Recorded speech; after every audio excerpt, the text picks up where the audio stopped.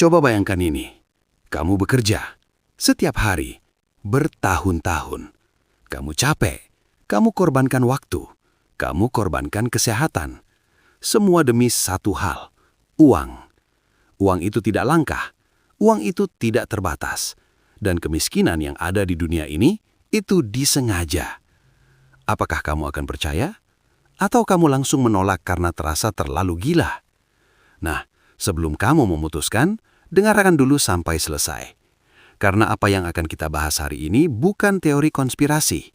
Ini adalah cara kerja sistem keuangan dunia yang sudah berjalan ratusan tahun dan tidak pernah diajarkan di sekolah manapun.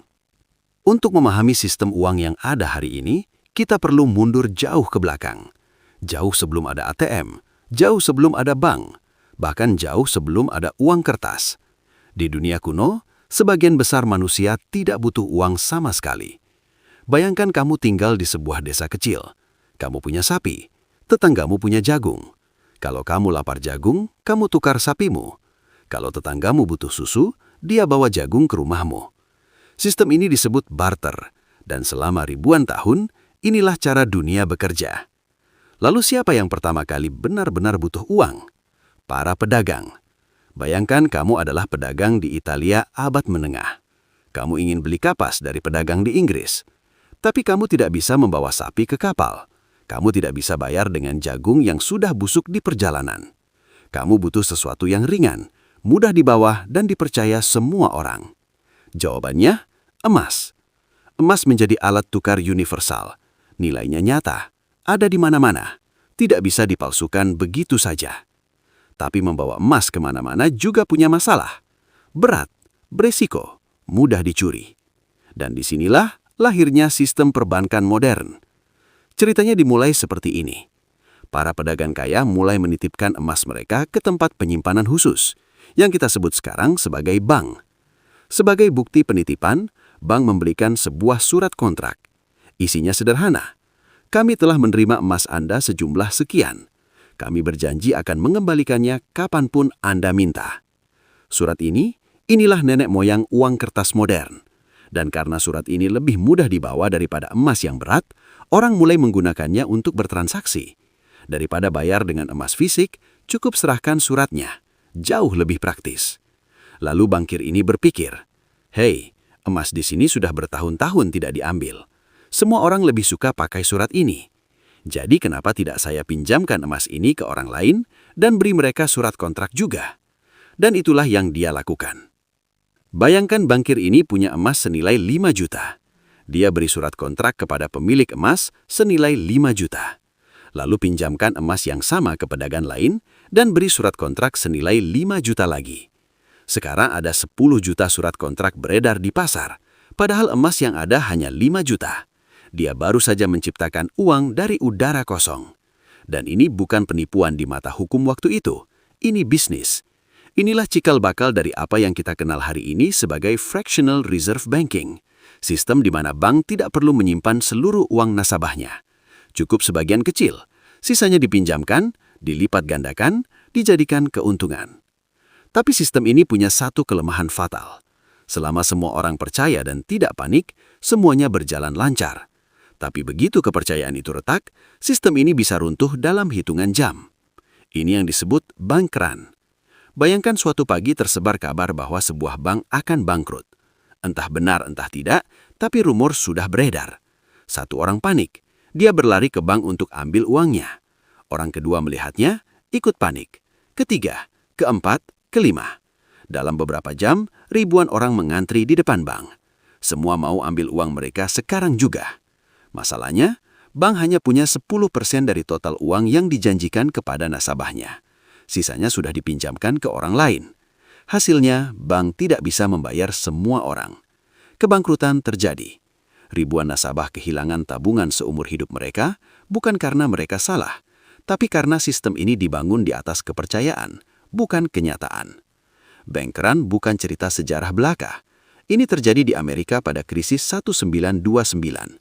Terjadi di Indonesia pada krisis 1998 ketika puluhan bank bangkrut dan masyarakat kehilangan tabungan seumur hidup.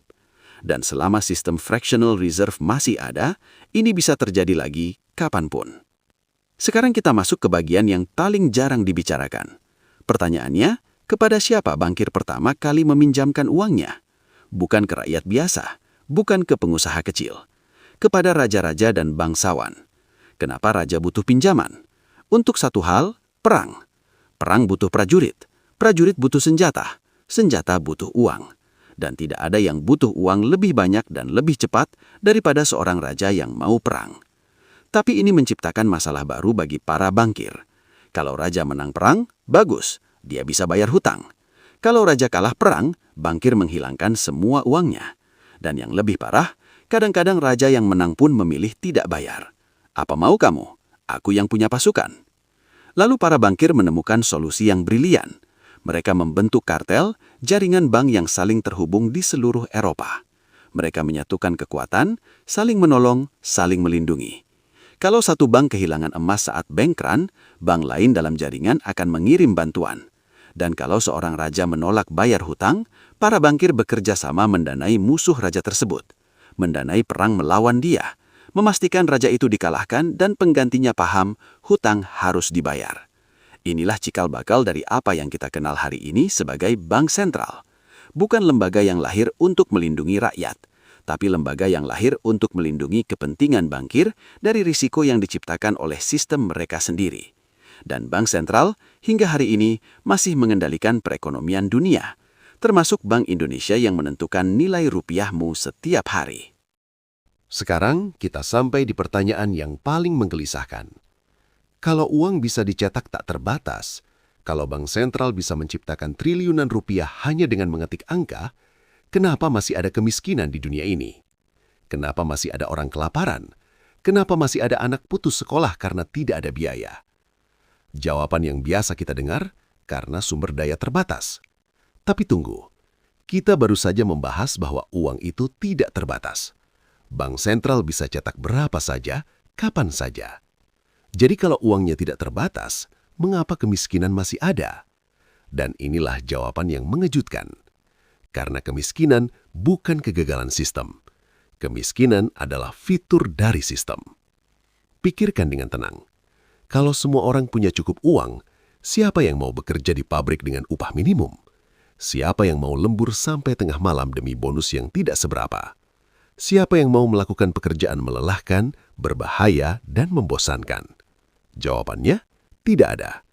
Sistem ini membutuhkan orang yang takut miskin, agar mereka mau bekerja keras, agar mereka mau tunduk, agar mereka tidak mempertanyakan. Dan bagaimana caranya membuat orang takut miskin?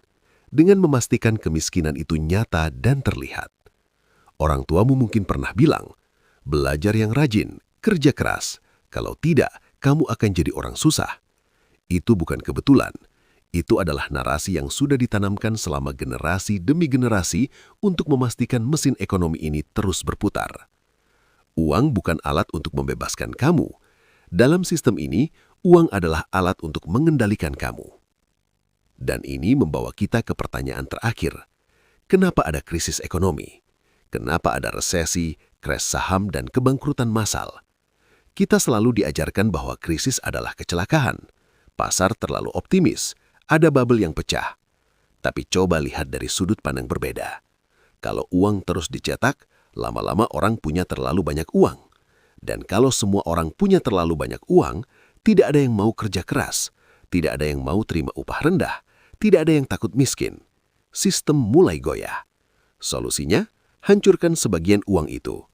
Krisis ekonomi dalam perspektif ini adalah mekanisme untuk meriset ketakutan. Untuk mengingatkan masyarakat bahwa uang bisa lenyap, bahwa pekerjaan bisa hilang, bahwa keamanan finansial tidak terjamin. Dan setelah krisis, orang kembali bekerja lebih keras, kembali menerima upah lebih rendah, kembali patuh. Ini bukan berarti ada satu kelompok jahat yang duduk di ruangan gelap dan merencanakan kehancuran ekonomi dunia.